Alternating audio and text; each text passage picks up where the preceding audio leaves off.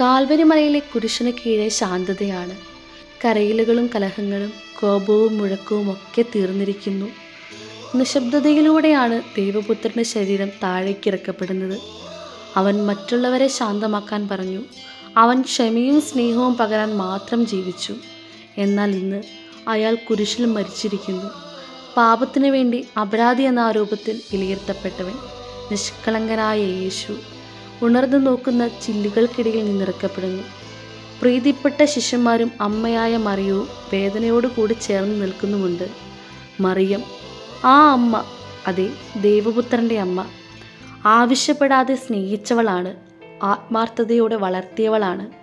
ഇപ്പോൾ മകൻ്റെ മരിച്ച ശരീരം തൻ്റെ കയ്യിലിരുത്തിയിരിക്കുകയാണ്. വീണ്ടും ശിശുവായ അവൻ മരിച്ച ശരീരമായി അമ്മയുടെ നെഞ്ചിലിരിക്കുന്നു.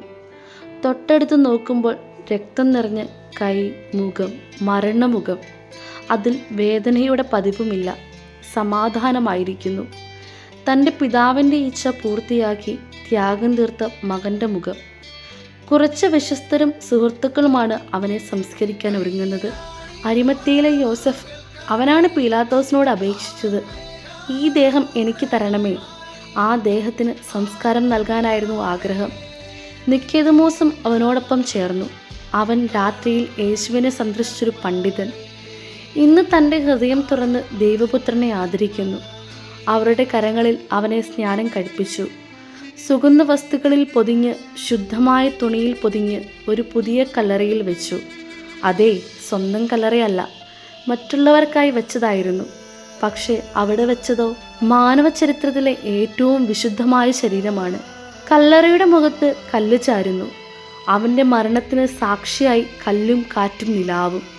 മുന്നിലായി മറിയവും മറ്റ് സ്ത്രീകളും നിലകൊള്ളുന്നു. കരയാതെ കരയുന്നു, നിലവിളിക്കാതെ പൊട്ടി വീഴുന്നു. കൂട്ടത്തിൽ ഭയത്തെ അകറ്റാനാകാതെ ശിഷ്യന്മാർ മാറി നിൽക്കുന്നു.